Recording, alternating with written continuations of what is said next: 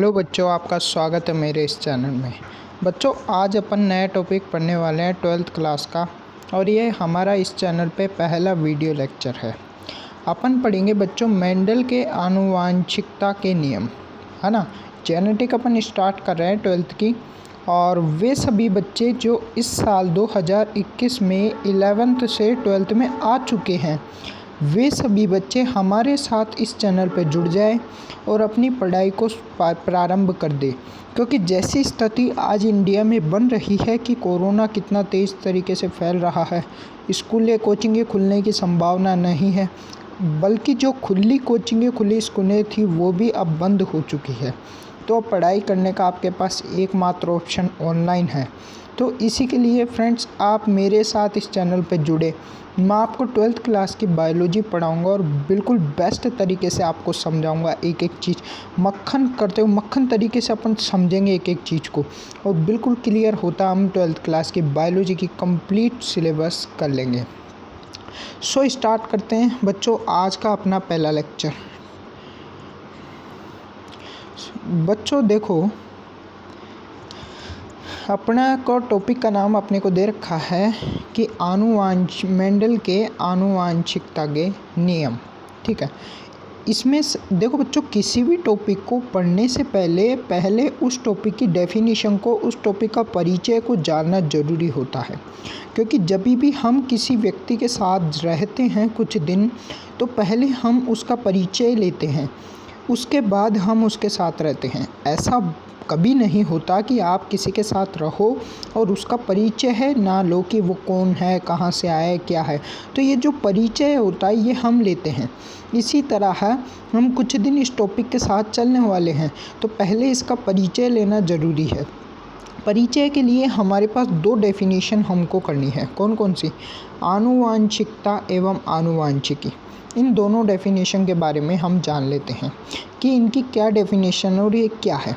तो आपको दिख रही है संतति का वह गुण जिसके अंतर्गत वह संतति अपने माता पिता के समान लक्षण प्राप्त करती है। मतलब यह परिभाषा क्या कहना चाह रही है, इस परिभाषा को समझाने के लिए मैं एक खाली पेज पे आता हूँ। देखो, संतति का इस परिभाषा के अंतर्गत संतति की एक ऐसे गुण की बात की जा रही है जिसके अंतर्गत वह संतति अपने माता पिता के समान लक्षण को प्रदर्शित करती है। जैसे ये जनक है, ये माता पिता है, और ये इनकी संतति है। ठीक है, तो इसके अंदर एक ऐसा गुण है जिसके कारण ये जब जन्म लेता है, ये संतान जब जन्म लेती है तो अपने माता पिता के समान होती है। तो वे लक्षण कौन से हैं? जो माता पिता के समान कौन से? शारीरिक संरचनाएं। वे लक्षण कौन से हैं? शारीरिक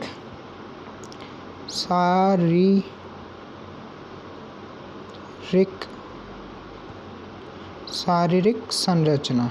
ठीक है, शारीरिक संरचना। और शारीरिक संरचना में आपने कभी देखा होगा, जब आपके रिश्तेदार वगैरह, जब आपके घर में या कहीं बच्चा होता है तो रिश्तेदार वगैरह जब देखने आते हैं तो ये देखने की कोशिश करते हैं कि किस पे गए, इसके नाक नक्शे ये सब किससे मिलते हैं? दादा दादी से मिलते हैं, या फिर पापा मम्मी से, या नाना नानी, किन से मिलने की? ये इस तरह की जो कोशिश हम करते हैं ना, तो वो क्या प्रदर्शित कर रही है? किसका नक्शा, इसके जो शारीरिक संरचना है वो किससे मिल रही है? इस मिलने से क्या तात्पर्य है? क्यों मिलता है? क्योंकि वो जो बच्चा है उसके अंदर एक ऐसा गुण है जिसके कारण वो अपने पूर्वजों के समान लक्षणों को प्रदर्शित करता है। ठीक है, ये हम समझ चुके हैं। वापस हम आ जाते हैं अपने इसी पेज पे। तो इसकी परिभाषा क्या कह रही है? संतति का वह गुण, मतलब संतति में एक ऐसा गुण है जिसके अंतर्गत वह संतान अपने माता पिता के समान लक्षणों को प्रदर्शित करता है। जो भी संतान होती है वह अपने माता पिता के समान लक्षणों को प्रदर्शित करता है। उसकी शारीरिक संरचना, उसका मुख, नाक, आँख, नक्शे जो भी होते हैं वो अपने संतति के समान होते हैं और अपने जनक के समान होते हैं। जैसा आपने देखा होगा, कुछ जो आनुवंशिक रोग होते हैं, अगर माता ग्रसित है कोई जनक में अगर आनुवांशिक रोग है तो वह संतति में भी होने की संभावना होती है। एम आई राइट? तो वो जो गुण होता है वह भी जनक से मिला है उसको। अगर कोई संतति में माता पिता के आनुवांशिक रोग लेके आया है तो वो गुण भी उसको कहाँ से मिला है? जनक से मिला है। तो ये जो गुण प्राप्त किए हैं वो माता पिता के समान ही तो प्राप्त किए हैं। सॉरी, ये जो लक्षण प्राप्त किए हैं ये लक्षण माता पिता के समान ही तो है। माता पिता में रोग है तो बच्चे में भी रोग है। तो ये जो लक्षण माता पिता के समान ही तो है, तो इनको क्या कर रहा है बच्चा? प्रदर्शित कर रहा है। किसके जरिए? एक गुण के जरिए। अब बात करते हैं आनुवांशिकी। जीव विज्ञान की वह शाखा जिसके अंतर्गत वंशांगति या माता पिता या तथा उसके संतति के मध्य गुणों की विभिन्नताओं का अध्ययन किया जाता है। मतलब यह परिभाषा क्या कह रही है, इस परिभाषा को समझते हैं। इसकी जो डेफिनेशन है उसको समझते हैं। देखो, ये डेफिनेशन कह रही है कि एक जीव विज्ञान अपना जो बायोलॉजी अपना सब्जेक्ट है। क्या है? बायो अपना सब्जेक्ट है। ये बायो जो होता है भिन्न टॉपिक होते हैं इस बायो में, ठीक है। और इन भिन्न टॉपिकों को भिन्न शाखाओं के अंदर बांटा गया है। इसी तरह है ये जो आनुवांशिकता है इसको भी एक शाखा में बांटा गया है। उस शाखा को क्या कहा जाता है? आनुवांशिकी कहा जाता है। और उस शाखा के अंदर हम आनुवांशिकता का क्या करते हैं? अध्ययन करते हैं। तो यही चीज़ इसमें बताई गई है कि जीव विज्ञान की वह शाखा जिसके अंतर्गत वंशांगति या माता पिता तथा उसकी संतति के मध्य गुणों की विविधताओं का अध्ययन करते हैं। मतलब माता पिता जो होते हैं तथा उसकी जो संतान होती है उनके मध्य क्या क्या गुण समान है, क्या क्या विविधताएं, मतलब क्या क्या गुण में भिन्नताएं, क्या क्या समानताएं, ये सब का जो अध्ययन करते हैं वो क्या कहलाता है? वो वंशांगति कहलाता है। और जिसको आनुवांशिकी की शाखा के अंतर्गत किया जाता है। इसी के बाद इसके आगे हम देखते हैं एक क्वेश्चन बड़ा प्रचलित है वंशांगति में कि एक ही माता पिता की दो संतान भिन्न भिन्न क्यों होती है? क्या रीज़न है इसके पीछे? तो इसका आंसर देखते हैं कि एक ही माता पिता की दो संतान में भिन्नता है। माता पिता से पीढ़ी दर पीढ़ी स्थानांतरित होने वाले जीनों के ये जीवो, इसको जीनों कर लेना, ठीक है। इसको क्या कर लेना? जीनों के कारण होता है। मतलब एक मिनट इसको क्या कर लेना अपन?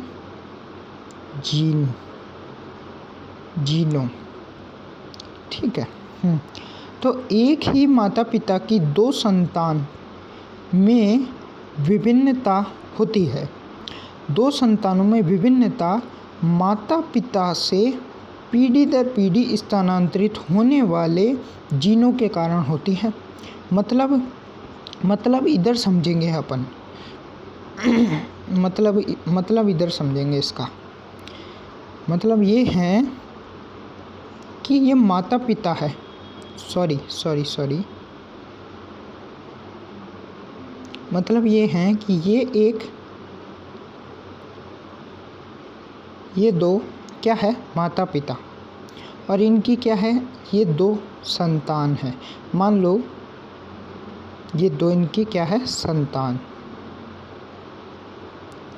ये दोनों संतानें एक ही माता पिता की संतान है, लेकिन फिर भी इनके मध्य क्या है? विभिन्नताएं हैं। ऐसा क्यों? ऐसा इसलिए होता है कि इनके अंदर जो जीन उपस्थित होते हैं उन जीनों का पीढ़ी दर पीढ़ी पीढ़ी दर पीढ़ी क्या लिख रखा है इसमें? देखते हैं अपन। सॉरी पीढ़ी दर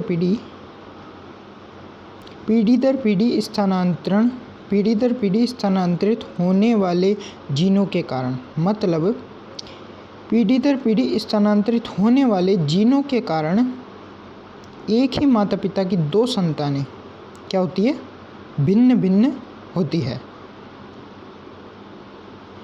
एक ही माता पिता की दो संतानें क्या होती है? भिन्न होती है। मतलब मान लीजिए ये कोई कंपनी है। इस कंपनी में कोई प्रोडक्ट है, इस कंपनी का अपना कोई प्रोडक्ट है। इस कंपनी में 10 लोग काम करते हैं। कौन, कितने लोग? 10 सेल्समैन करते हैं। ये जो 10 लोग हैं ये अलग अलग है, लेकिन इनके पास बेचने के लिए केवल एक ही समान प्रोडक्ट है। मतलब 10 लोगों के पास एक समान प्रोडक्ट है, 10 के 10 लोग एक समान प्रोडक्ट को ही सेल करेंगे, लेकिन ये लोग अलग अलग हैं। तो इसी तरह यहाँ क्या होता है, ये जीन जो है एक समान लक्षण को लेके जाएंगे सभी जीन, लेकिन जो आने वाले जीन है वो जीन तो भिन्न भिन्न होंगे, वो जीन एक नहीं होगा। जो जीन इसके लिए लक्षण लेके आया था, है ना, वो जीन इसके साथ चला गया और इसके साथ दूसरा जीन लक्षण लेके आएगा, लेकिन लक्षण दोनों में समान लेके आएगा, लेकिन जीन अलग अलग होने के कारण इनमें कुछ विभिन्नताएं हो जाती है। यह कारण होता है। उस क्वेश्चन का आंसर यह है। वापस उसी क्वेश्चन पे हम वर्क करते हैं। तो इसमें आप समझ गए होंगे पीढ़ी दर पीढ़ी जीनों के स्थानांतरण के कारण ऐसा होता है। अब इसमें नीचे कुछ बता रखा है, 2-3 लाइनें कि आनुवांशिकी विज्ञान का आरंभ 1900 में हुआ था। मतलब आनुवांशिकी विज्ञान का जब आरंभ है वो 1900 में हुआ था। उससे पहले आनुवांशिकी विज्ञान नाम का कोई शाखा नहीं थी, ठीक है। और आनुवांशिकी शब्द का प्रयोग सर्वप्रथम 1905 में बेटसन नामक वैज्ञानिक ने किया था। इसका क्या मतलब है? मतलब 1900 में जब आनुवांशिकी विज्ञान की स्थापना हुई तब इस शाखा का नाम आनुवांशिकी नहीं था। मान लीजिए कुछ और रख दिया होगा, ये तो पता नहीं क्या रखा था, लेकिन कुछ और था। लेकिन 1905 में एक बेटसन नामक वैज्ञानिक आए, उन्होंने इसका नाम बदलकर आनुवांशिकी शब्द दिया और सर्वप्रथम इन्होंने ही वह शब्द दिया। इस विज्ञान में सर्वप्रथम आनुवांशिकता एवं विभिन्नताओं का अध्ययन किया जाता है। आनुवांशिकता एवं विभिन्नताओं का अध्ययन किया जाता है। आनुवांशिकता मैंने अभी ऊपर बताया कि पीढ़ी दर पीढ़ी स्थानांतरित होने वाले लक्षणों को क्या कहते हैं? आनुवांशिकता। और माता पिता के लक्षणों में जो भिन्नताएं पाई जाती है, जो समानताएं पाई जाती है, उन्हीं का जो अध्ययन किया जाता है। कैसे पीढ़ी दर पीढ़ी लक्षणों का स्थानांतरण होता है, कैसे और क्या क्या भिन्नताएं पाई जाती है, फिर इनसे कौन कौन से उन जो जीन लक्षण लेके जाते हैं उनसे किस तरह क्रिया को किस तरह के लक्षण उत्पन्न होते हैं, इन सब का जो अध्ययन किया जाता है ये आनुवांशिकी के अंदर किया जाता है। किसके अंदर किया जाता है? आनुवांशिकी के अंदर किया जाता है। अब आते हैं नेक्स्ट पेज पे। ये रहा नेक्स्ट पेज।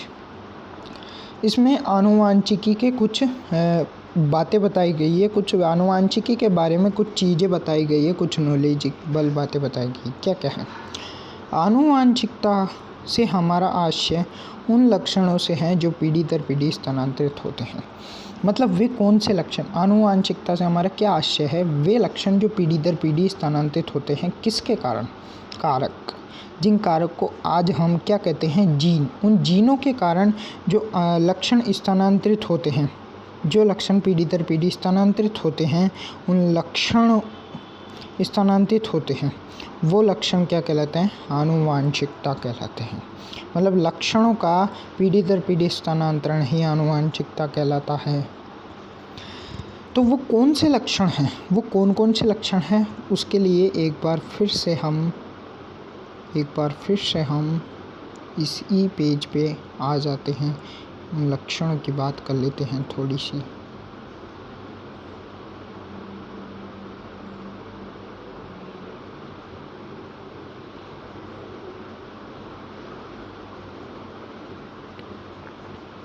हाँ, तो वे लक्षण कौन कौन से हैं? वे हैं शारीरिक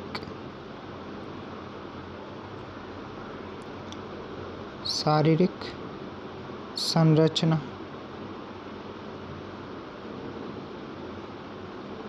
आँख,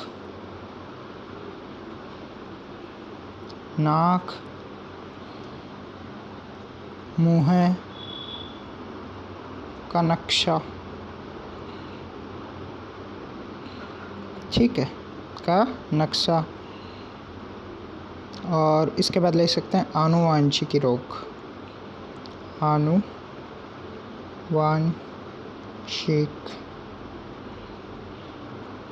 रोग। तो ये जो है उस लक्षण के अंतर्गत आते हैं। वो लक्षण ये हैं जो पीढ़ी दर पीढ़ी स्थानांतरित होते हैं। ठीक है, ये चीज़ आपकी समझ में आ गई। वापस ऊपर चलते हैं यहीं पे। इसमें सेकंड नंबर पॉइंट क्या ले रखा है, ये सॉरी जो कर देना इसको, जो क्या जो, कुछ टाइपिंग में हो जाता है गलती, आगे से नहीं होगा।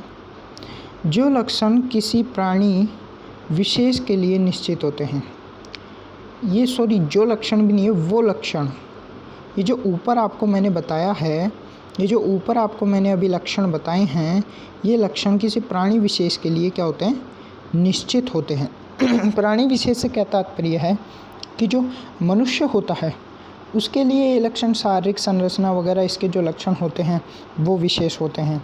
किसी जीव जंतु के लिए ये लक्षण, शारीरिक संरचना उनके हिसाब से होगी तो उनके हिसाब से उनका लक्षण होगा, उनके शारीरिक संरचना, नाक, नक्श, उसके हिसाब से ये लक्षण होगा। और पशु पक्षियों में यह अलग होगा। जो मनुष्य में होगा आनुवांशिकी लक्षण, जो लक्षण मनुष्य में, आनुवांशिक लक्षण जो मनुष्य में होंगे वो किसी पशु पक्षी में नहीं होंगे, वो किसी अन्य जीव में नहीं होंगे। जो पशु पक्षी अन्य जीव में होंगे वो मनुष्य में नहीं होंगे। तो इस तरह ये जो लक्षण है, ये जो लक्षण है ये किसी प्राणी विशेष के लिए निश्चित होते हैं। ये चेंज नहीं, मतलब निश्चित होते हैं, अलग अलग प्राणी का मिलता नहीं है। और सबसे बड़ी बात कि ये नहीं कि इनमें कोई नया लक्षण ऐड किया जा सकता है, परिवर्तन किया जा सकता है, लेकिन इनमें कोई नया लक्षण ऐड नहीं किया जा सकता।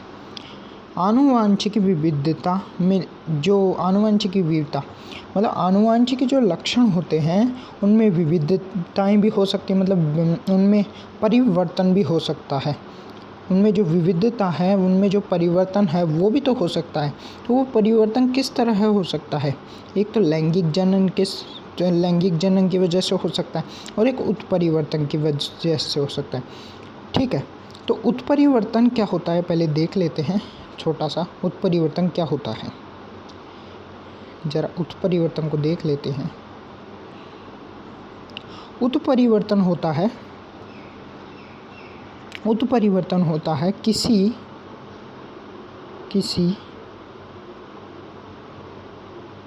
जीव में अचानक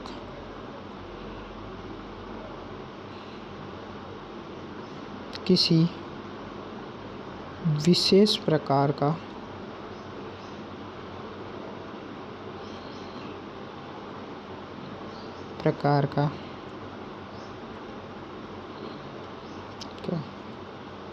लक्षण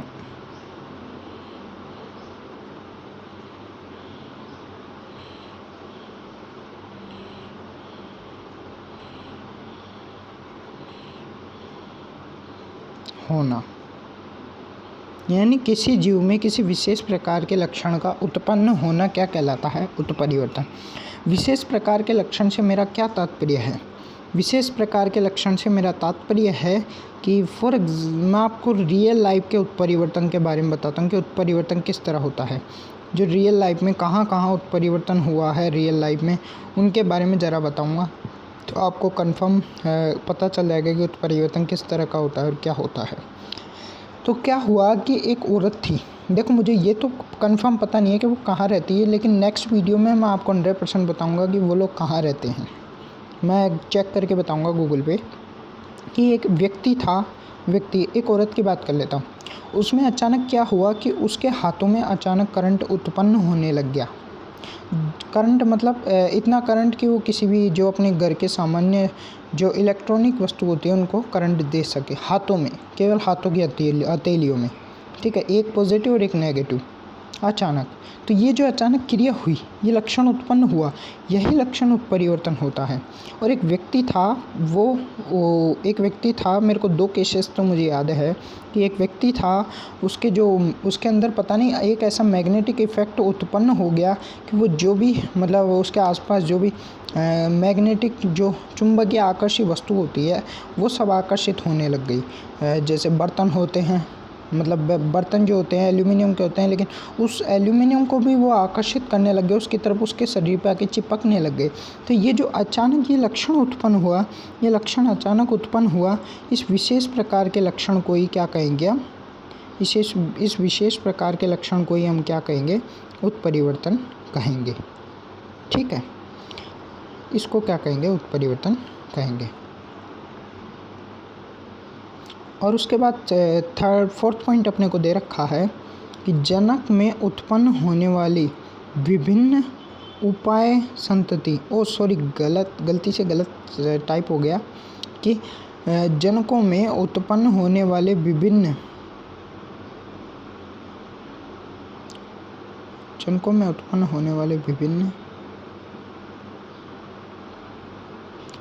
ये इस लाइन में ज़रा गड़बड़ी है, 1 मिनट मैं बताता हूँ। ये गलती से गलत टाइप हो गया, जिसकी वजह से थोड़ा प्रॉब्लम आ रहा है। आगे से ऐसा होगा नहीं। वो क्या है, इस बार थोड़ा टाइपिंग करते टाइम ध्यान नहीं दिया था, तो अभी मैं 1 मिनट चेक करके बता देता हूँ कि क्या गड़बड़ हुआ है। 1 मिनट।